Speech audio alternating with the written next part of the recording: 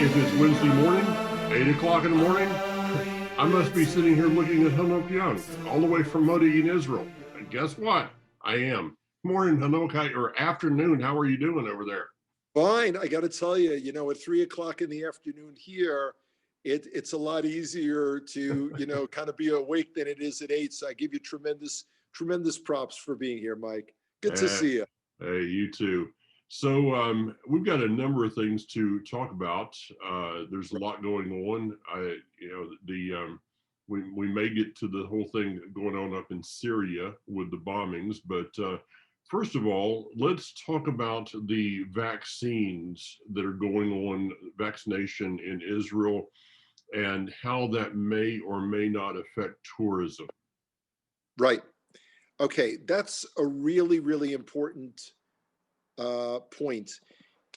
First of all, let me say that this is not, please don't start writing me with your pros and cons about vaccinations. I mean, really, save your time, let alone mine. The fact remains that Israel is leading the world in vaccinations of its citizens. It is not mandatory. Okay. If you remember President Bush a few years ago, more than a few, read my lips. It is not mandatory. Okay. It has absolutely nothing whatsoever to do with the future of tourism in Israel. This has nothing to do with, quote unquote, requiring a vaccine. Ain't gonna happen. Ain't gonna happen. What Israel will probably do, and there are currently no guidelines whatsoever, what Israel will probably do is follow the lead of the United States and the major European countries, which appear to be requiring a negative COVID test before they board to fly outside the country. I have no idea what America's long-term regulations are going to be, but do not be confused by what's going on in Israel with what will happen or might happen for tourism. Not at all. So the reports number I'm one. seeing, it looks like we're pretty much on hold through the summer, possibly opening back up in the fall. Is that where you're at? Yes, that's what most of the people in the know, quote unquote, seem to feel. And hopefully that will be the case. It has a lot to do with what we're doing at our end, and we'll see. But I'm getting I personally am getting bookings now being deferred to the fall. Okay. Okay. And of course, our Connect to Israel tour is, I've updated the website on that, connecttoisrael.org. And so our itinerary is very similar to what we've had in the past, of course. But we've got some minor changes that we've had to make. But our dates are set now, tentatively, Bezrat Hashem, for October 31st to November 11th. So people can go and look at that. Go ahead and make plans. I mean, stimulus, you get a stimulus check. Hey, what a down payment. That's a great down payment for a trip to Israel, right? I was under the impression that that's what the American stimulus checks were for. Did I misunderstand something? Yeah, I guess that memo didn't go out real well. It's probably getting caught up. I tell you what, I think that probably went out over Twitter and it got banned. Just say. So I wanted to quickly, we again, both of us have a lot that we want to cover, and sadly, this program is not for an hour and a half. Hint, hint, nudge, nudge. Yeah, something to think about. We would require more energy drinks for that. I've been getting some weird questions from, well, not weird questions. I realize that I need to clarify some points. Over the previous few weeks, when I've mentioned that there are a number of videos where Rabbanim, rabbis, speak about us being in the end of days, Mhm. and that we've passed the point for, the redemption coming, swiftly in glory. Let me clarify. Those are the handful of rabbis that make videos. Okay. Rabbis in general are not walking through the streets of Israel spending their time lecturing about that. That's an important point. We live very much in the now. And I'll share with you an oft quoted line from the Talmud that states, if you're in the middle of building a house and you're told definitively, not a rumor, but for a fact, that the Messiah, the Mashiach, has arrived for the final redemption, what do? And the answer is you finish building your house. Hmm. So we live in the now. Again, not every rabbi spends their time, looking into this and creating YouTube videos. So I was speaking about that. The other thing is, it would behoove our audience, if you're interested and you want to know about what Jewish eschatology believes, there are some good sites like Chabad.org, Aish.com. Don't think that our plan is that we're all going to become an agrarian society again. Been there, done that. Think more of 21st century Israeli technology for desalination, for providing water to the world, that kind of stuff. Okay. So, you won't be coming to Ben Gurion Airport being handed a robe, a pair of sandals, and a walking stick. No. Wow. That was going to be in 2020. Okay. So, that's the other reason it got canceled. So you're kind of saying agriculture meets technology. Well, it's a sense of, there are people that see, again, our audience, our friends, our brothers and sisters all come from and or belong fully to Christian denominations. They are very familiar with the varieties of understandings of Christian eschatology. Mm-hmm. They're Jewish and brothers and sisters. We've been doing this stuff for a couple of thousand years. We've got a whole different set of expectations. Yeah. So, I understand the whole concept, or at least I've come to the understanding through the years. I remember being in Shorashim with a mutual acquaintance of ours, and one of the people on the tour said to Moshe, "Well, what about heaven?" And this is you got to go back a number of years where we kind of walked through the whole thing of and I know that you're not real up on most of the Christian end time songs like "I'll Fly Away" and stuff, but I did read several of the books of the Left Behind series. Okay. So you got a little bit going on there.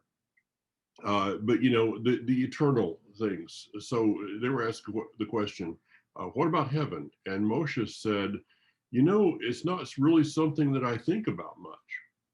No. And that kind of stunned everyone that was listening. And he says, as Jews, we think more about what can we do today. And exactly. Everything else will work out. You got to balance. A lot of things in life are about balance. But I think that is a great way to live. But what can I do in preparation for eternity that's going to affect today? That's sitting around waiting. That's the perfect segue for the last point that I wanted to make. Okay. Parshat Shmot, which we just read last week. Tremendous story. First of all, two things really going to touch upon very quickly, and I want our listeners to chew on them for a while. First, a pharaoh arose that didn't know Yosef. Mhm. Wait a second. Yosef was the second most powerful man in Egypt. Yeah. He engineered everything so that the Egyptians could survive the famine. What do you mean they didn't know him? Of course they knew of him. So what? Different regime, different rules, things change, and you have to adapt. Number one. But my main point, Moshe. We're familiar with Moshe sees an Egyptian taskmaster beating a Hebrew. And we all know that he goes and he kills him, and then he flees. But I want to draw your attention to a point that my teacher of blessed memory, Rav Meir Kahana, taught us. It says he looked to the left, he looked to the right, he looked around. What was he looking for? He was looking to see if someone else was going to do something. Mm-hmm. And no one did. That's the problem that we're all having. COVID, politics, nuances. Everyone is watching, waiting for the next scene to play out, where this is a time that we need to be acting and preparing. Mm-hmm. Subtle, a subtle hint. Yeah, very, very much. I find it interesting as I was looking at the parashah last week, the word is ray. He saw, he perceived no one.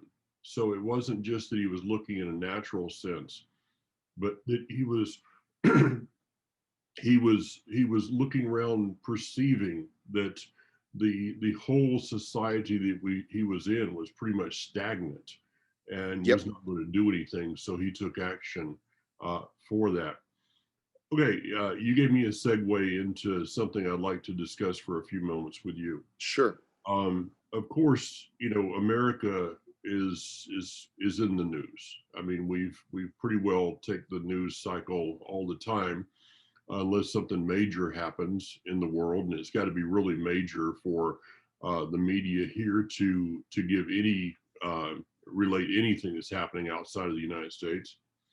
But we've watched the events that have happened in the last week, even since you and I talked. I mean, Right. Consider what life was last Wednesday morning versus what it is this Wednesday morning.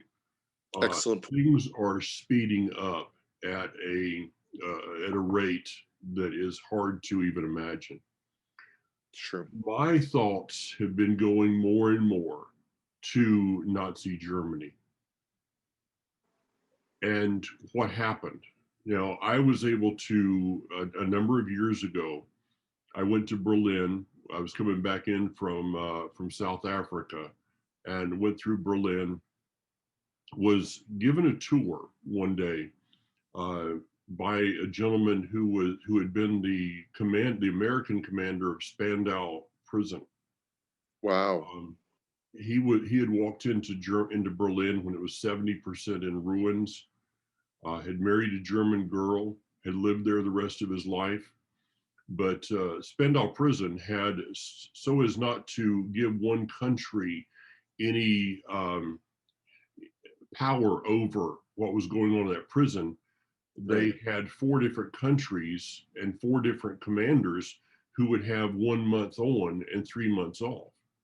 Well, this gentleman was the American commander, and he gave me a tour of Berlin like no others could do, I think. Sure. Going to the house where the final solution was signed, walking up that driveway, I'll never forget the feeling that I had looking in the pictures of the men who had been gathered there to sign that document, and seeing no life in their eyes. It was just dark faces.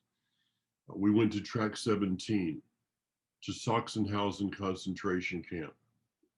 It was an action-packed day that was one that would mark my life. The events of Germany happened very fast, and the rise of the brown shirts of the Hitler Youth, which I've met and talked with Hitler Youth in previous years, I see some of the same things happening today in America that happened then. To the point of, I actually, Kathy and I were talking about this last night. Could January 6th, now I'll go out on a political limb and say that in listening to Donald Trump, I don't know how this man is even functioning right now. I've never been I don't have anything against the man, but I'm not, I'm not falling down and worshiping at his feet as I see some are doing. There was nothing in that speech that he gave last Wednesday that incited violence. In fact, he said peaceful, but yet he has been branded as just as the one who gives orders to Satan himself. Yeah. Here's my question. Could January 6th be America's Kristallnacht, the night of broken glass? Okay.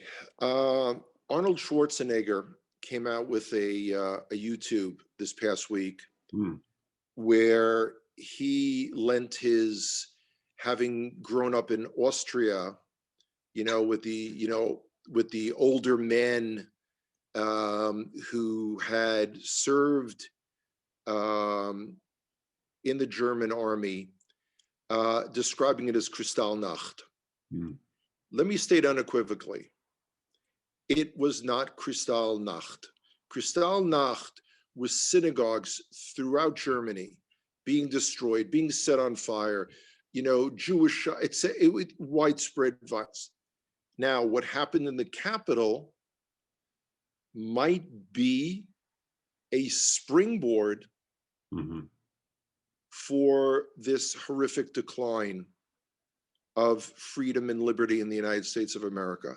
And that's more of what I'm saying, because I do understand. I mean, when I say that it was Kristallnacht, I'm not trying to correlate that specifically. In fact, I went to in Austria. This is a number of years ago. I actually was able to attend a Shabbat service in the only synagogue that was not just that had no damage. That was an amazing night too. But a lot of places. But yeah, what I'm talking about is just kind of the springboard, as you're saying here. It could be. I mean, this is, and if there was any time for those of our brothers and sisters who believe themselves to be part of Israel, alongside their Jewish brothers and sisters, this is the time to focus on the restoration. You can't have, and this was an accusation against Jews in America. You can't be, have dual loyalty. That's the same thing. And, here's me going out on a limb. I've never been there before. Y'all can't have dual loyalties. It's either the restoration, the kingdom, or you can put your faith in the Republican Party. You could put your faith in 4 years from now. You could put your faith in Mike Pence, Ted Cruz, whoever you want. Well, here we are in the midst of this, these very prophetic Torah portions. Yes. And what I looked at yesterday, I was teaching on, this will be out tomorrow. This Torah portion is the one that's between the crying and the leaving. That's great. So the plagues were about the time period to figure out who would quit crying and start leaving, or just keep crying. And if the rabbinic scholars are right on this, and only 20% of the Hebrews left Egypt in the first place, Yeah. what that means is that 80% decide to stay and cry. Stay and cry and be slaves. Yeah. Yeah. I mean, the opportunity. So I don't know, when you say focus on the restoration, yep. give me, besides, I mean, of course, supporting Israel, supporting, places in Israel, needs in Israel. There's most of us cannot, I can't even go there as a tourist right now, let alone, make any plans toward Israel right at this time. So that's off the table. I mean, I'm kind of stuck here in exile at the moment. So Right. when you say focus on the restoration, what does that mean to you? Okay. What it means is, and let's go back to your last sentence, it means to begin making plans. Because here we are in January. Our Connect to Israel tour, people will be leaving America on the 31st of October. Mhm. If you're going to be going to Israel in October and November, y'all need to be planning now. That's number one. Number two, I have seen a tremendous weakening in congregations and fellowships throughout this movement during this COVID time period in particular. Yeah. Who people, they were counting on. I don't, you've got to go back and reread about Koresh, about Cyrus, who, by the way, was a Mashiach. He was anointed. He was one of the anointed of Hashem, of God, who did things to enable the Jewish side of the family to return to Israel. Okay. Stop having your faith in any current world leader. I'm not just talking to our American friends. Mhm. We in Israel, the upcoming election is going to be an unbelievable free-for-all. People are quitting. The blue and white party, Benny Gantz, that got 30, 34, 35 seats, depending on which of the last three elections, they're not even expected to pass the threshold. Wow. I mean, it's unbelievable what's going on. Whoever it is somewhat irrelevant. Hmm. It's irrelevant. You work within your system, but you build within. How many families spend time studying the Torah together? How many congregations spend more time talking about their local governor or their senator or their congresspeople, as opposed to, I mean, and again, or the local football game. That's the whole thing. It's like there used to be a facetious expression: Torah is Torah, but business is business. In America, is Torah, but there is college football.